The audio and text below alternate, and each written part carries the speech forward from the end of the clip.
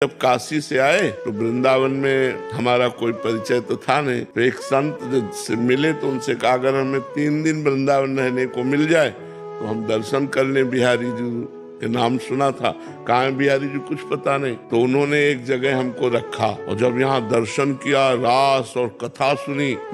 उस समय बड़े सिद्ध महापुरुष थे मथुरा दास जी, वो भक्तमाल की चर्चा करते थे, बड़े सिद्ध, वाणी से अमृत टपकता उनकी। अब तो मन रम गया और जिस आश्रम में रखा वहां संत सेवा होती थी, तो वहां हटाने का कोई नाम नहीं था। तो 2-3 महीने व्यतीत हो गए, लेकिन वहां वातावरण जो था वो आश्रम का था और काशी में घाट में रहते एकांत वातावरण में, तो एकदम मन भागा कि एकांत मिलना चाहिए जिससे हम निरंतर भजन कर सके। अब वहाँ एकांत तो हमारा कोई परिचय नहीं। मदन मोहन का टीला देखा है, इस टीले पे चढ़ करके एकांत में दोपहर के समय खूब रोए भगवान से आर्त भाव से। 1 रुपया पास नहीं, एक व्यक्ति से परिचय नहीं, 1 इंच जगह नहीं, बिल्कुल अकिंचन ऐसे खूब रोए कि भगवान मुझे वृंदावन वास दे दो। कहीं भी अगर एक कोने में मैं पड़ा रहूं, वृंदावन से कभी बाहर न जाऊं तो मेरा जीवन सार्थक हो जाए। प्रभु अब मैं रास के बिना नहीं जी सकता, अब मैं वृंदावन के बिना नहीं जी सकता।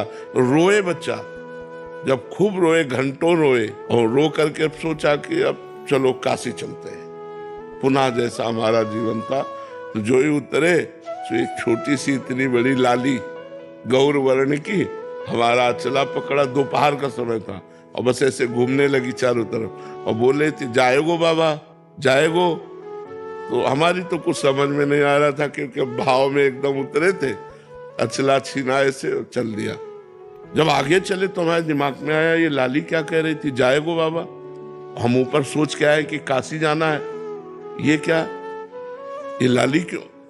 तब लगा यार श्री जी तो नहीं थी, क्योंकि वृंदावन फिर लौट के आए, हमें लगा कि किसी गोस्वामी की कन्या होगी। तो लौट के आए, वहां आसपास पूछा तो बोले यहाँ तो बाबा जी रहते हैं सब, मदन मोहन जी के नीचे, यहाँ तो बाबा जी रहते, यहाँ तो कोई कन्या है नहीं, लड़की है नहीं। बस हमारे समझ में आ गया कि हमारी लाडली जू हमारे छोर को पकड़ लिया। जिस आश्रम में हम रहते थे उस आश्रम में गए तो पहले से एक संत खड़े थे।